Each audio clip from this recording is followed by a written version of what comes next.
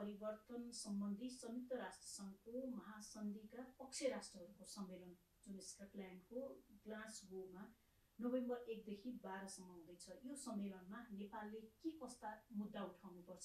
जलवायु परिवर्तनले सिर्जित गरेको हानि नोक्सानीको क्षतिपूर्तिको लागि विश्व समुदाय सामु आफ्नो कुरा राख्ने नम्बर 1।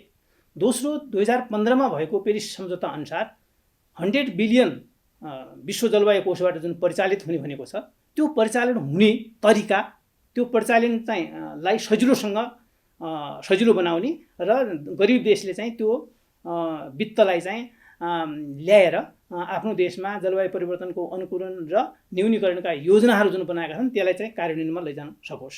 अर्थात् चाहिँ नेपालले पनि आफ्नो जस्तो एनडिसी बनाएको छ र त्यो एनडिसी कार्यान्वयनको लागि 24 बिलियन अमेरिकी डलर चाहिन्छ भनेको छ। भनेपछि त्यो 24 बिलियन अमेरिकी डलर कहाँबाट आउँछ? नेपालले आफैले गर्न सक्दैन। भनेपछि त्यस्तो चाहिँ रकम विश्व समुदायबाट पनि आएर नेपालले पनि केही हिस्सा पाउँछ। त्यो हिस्सा पाउनुको लागि चाहिँ विश्व समुदायले त्यो बाटोलाई सजिलो बनाइदिनु पर्यो भन्ने अर्को दोस्रो। तेस्रो भनेको चाहिँ अब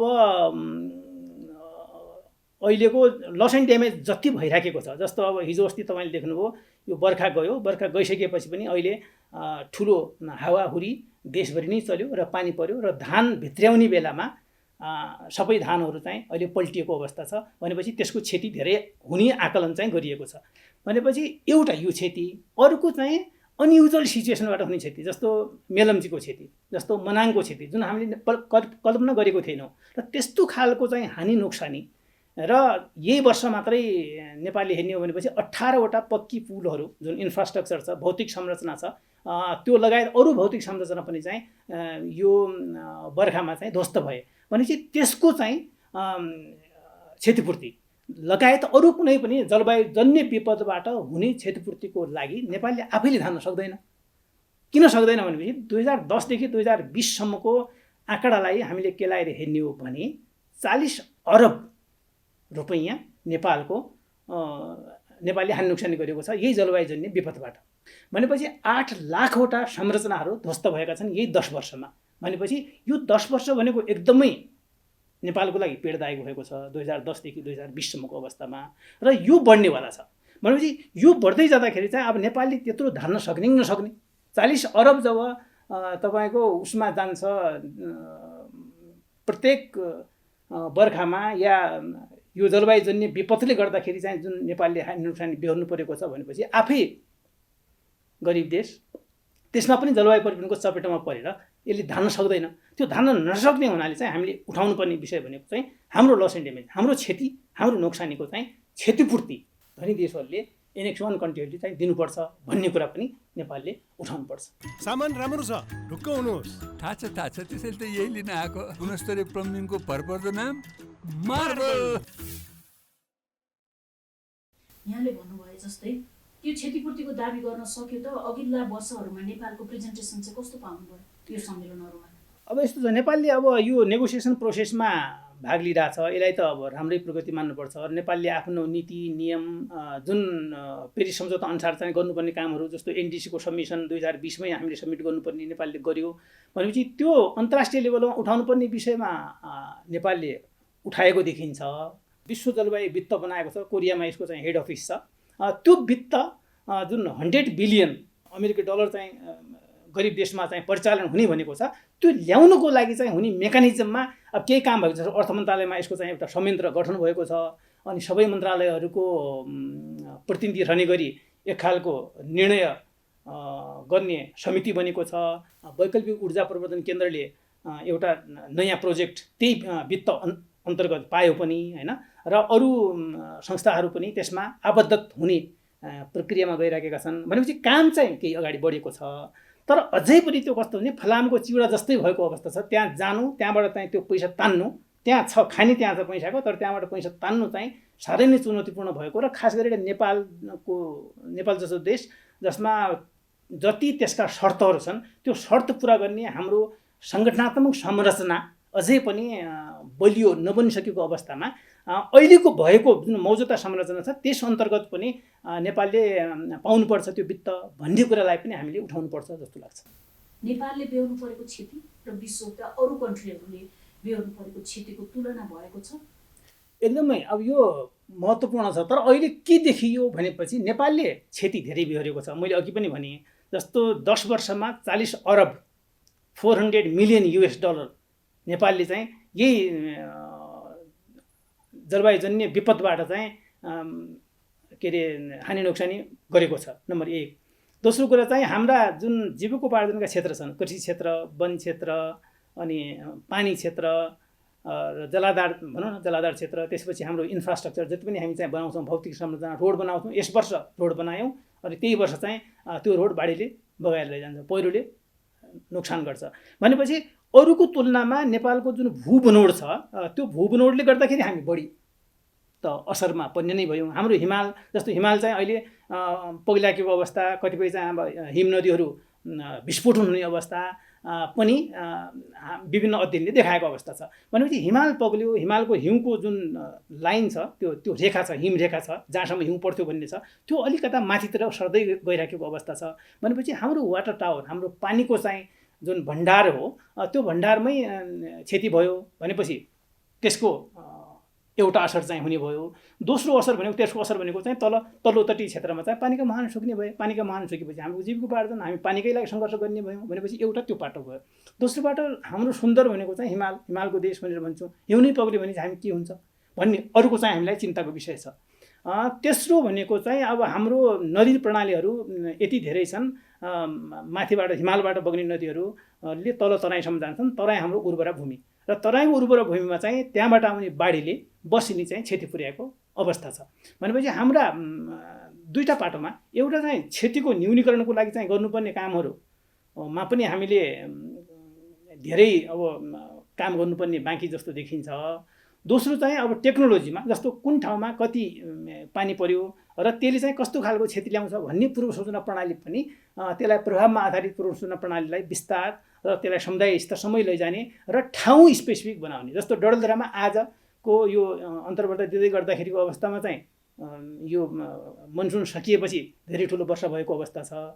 भनेपछि त्यो ठुलो अवस्थाको आकलन डडेलधुरा जिल्लामा, यो सुदूरपश्चिमको यो क्षेत्रमा यति हुँदैछ र यसको असर यस्तो हुन सक्छ भनेर पनि हामीले उजागर गरिदियौँ भनेपछि समुदाय र सम्बन्धित जुन निकाय हुनुहुन्छ विपद व्यवस्थापनको लागि खटिएको, उहाँहरूलाई काम गर्न सजिलो हुन्छ भनेर पनि हामी बुझ्न सक्छौँ। पूर्व सूचना प्रणालीमा हामी कमजोर हो। अब यस्तो छ, पूर्व सूचना प्रणालीको विकास हाम्रो नभएको होइन, भएको छ।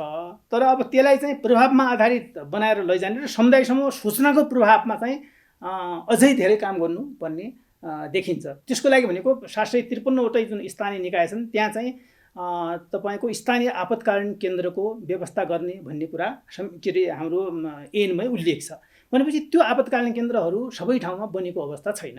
बनेको भए पनि त्यो क्षमता अभिवृद्धि गर्नुपर्ने देखिएको छ त्यो निकायहरूको। भनेपछि कुन ठाउँमा कति पानी पर्दैछ भन्ने कुरा चाहिँ काठमाडौँबाट भनेर मात्रै स्थानीय समुदायले पत्याउँदैनन्। त्यो हुनाले त्यहाँको स्थानीय निकायले नै यति पानी पर्दैछ, यो नदी प्रणालीमा यति पानी पर्यो भनेपछि यो नदीमा यति बाढी आउँदैछ भन्ने कुरा त्यहाँको स्थानीय निकायले त्यो सूचना प्रवाह गर्यो भनेपछि त्यो विश्वासिलो पनि हुन्छ र मान्छेले चाहिँ त्यसपछि त्यसलाई रेस्पोन्स पनि गर्छन्। नत्र रेस्पोन्स गर्दैनन् र अब त्यो हुनाले प्रभावमा आधारित एउटा पाटो र दोस्रो कुरा अहिलेको जुन जति पनि हाम्रो स्टेसनहरू छन्, यो वर्षा नाप्ने स्टेसनहरू, बाढी नाप्ने स्टेसनहरू, त्यो पर्याप्त छैनन् र त्यसलाई चाहिँ एउटा हिमालतिर पनि विस्तार गर्नुपर्ने देखिन्छ भने अर्को चाहिँ समुदाय लेभलसम्म त्यसको कम्युनिकेसनको च्यानल, सूचनाको प्रवाहको चाहिँ सिस्टम पनि विस्तार र विकास गर्नुपर्ने चाहिँ देखिन्छ।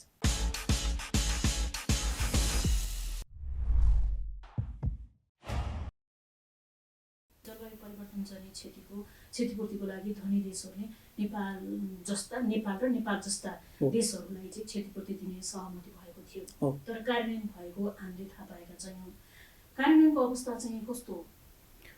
अब यस्तो त्यही हुनाले अब यसपालिको कपमा नेपाल लगायत धेरै देशले यहीँनिर अब भारतले पनि यही कुरामा छलफल गरिरहेको थियो। भनेपछि अरू जति पनि गरिब देशहरू छन्, नन एनेक्स 1 कन्ट्री भन्छ, तिनीहरू छन्, उनीहरूले चाहिँ यो एलडिसी कन्ट्री, लिस्ट डेभलप कन्ट्रीहरूले एउटै एजेन्डा, लस एन्ड ड्यामेज, हानि र नोक्सानीको क्षतिपूर्ति गरिब देशले पाउने जुन प्रक्रिया छ त्यसलाई सरलीकृत गर्ने र विश्व जलवायु वित्तबाट पाउने रकमलाई चाहिँ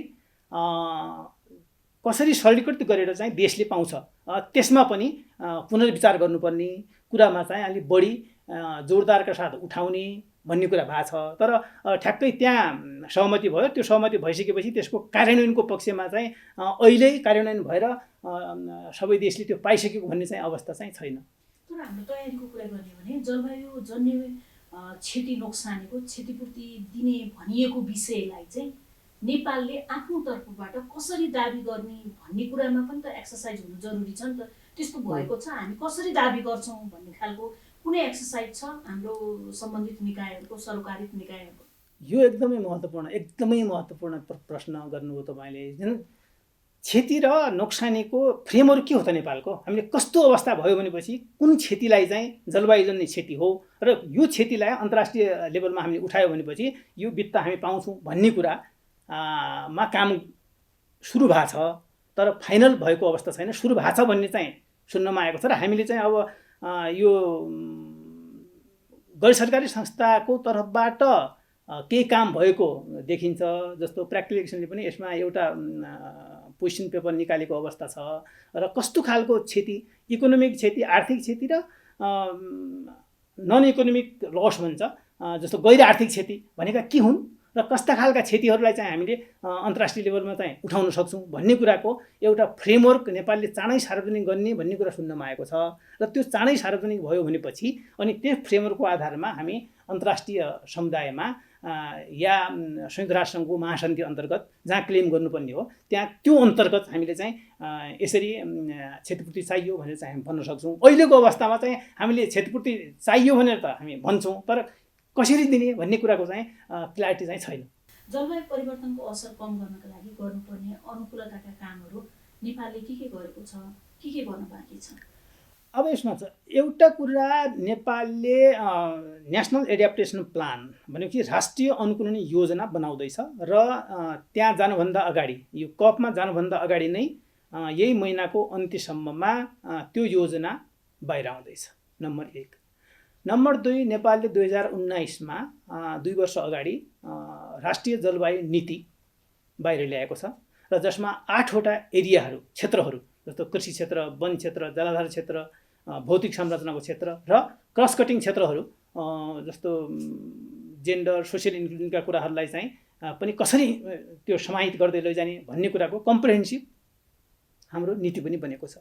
र 2020मा मैले अघि भने हाम्रो राष्ट्रिय प्रतिबद्धता पत्र एनडिसी, नेसनल डिटरमिनेन्ट कन्ट्रिब्युसन पनि तयार भएको छ। यो पनि कम्प्रिहेन्सिभ छ र यसले एउटा भनेको राम्रो पक्ष के छ भने नेपाल जस्तो देश हामीले इमिसन घटाउने मात्रै, हामीले चाहिँ यो हरितगृह ग्यासको उत्सर्जन घटाउने मात्रै हाम्रो ठुलो एजेन्डा होइन।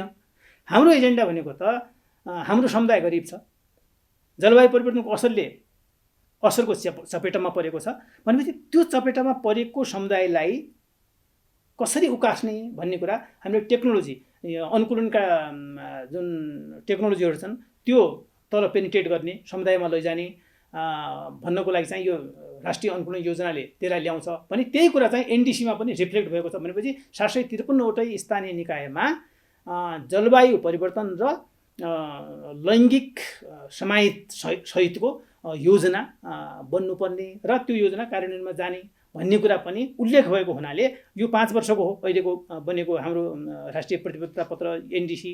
2025मा फेरि रिभाइज हुन्छ। हामीले मात्रै होइन, संसारका सबै पछि राष्ट्रले यो प्रत्येक 5-5 वर्षमा अपडेट गर्दै लैजानुपर्छ के हामीले काम गऱ्यौँ र कति प्रगति गऱ्यौँ भन्ने कुरा प्रत्येक वर्ष हामीले कम्युनिकेट पनि गर्नुपर्छ महासन्धिमा। यति गरिसकेपछि मात्रै अनि हामीले आफ्नो कमिटमेन्ट पुरा गरेका छौँ भने विश्व समुदायबाट चाहिँ पाउने रकम पनि आउने हो। त्यसले गर्दाखेरि समग्रमा नीति बनेका छन्, योजना बनेका छन् र संस्थागत संरचनामा पनि अब राष्ट्रिय स्तरमा त्यो संस्थागत संरचना जस्तो वन तथा वातावरण मन्त्रालय अन्तर्गत चाहिँ जलवायु परिवर्तन महाशाखा छ भनेपछि यता गृह मन्त्रालय अन्तर्गत विपद प्राधिकरण छ। तर तल त्यही लेभलमा त्यही अन्डरस्ट्यान्डिङमा हामीले एएनएममा भने जस्ता संरचनाहरूको क्षमता अभिवृद्धि, विस्तार र विकासमा चाहिँ जोड दिनु आवश्यक छ।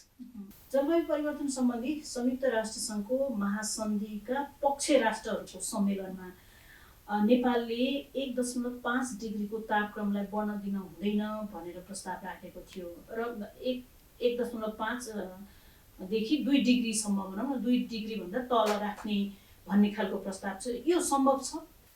यो कस्तो छ भने त्यही हुनाले खास गरेर 1.5 डिग्री नेपालले अडान राख्यो। अहिले चाहिँ तपाईँको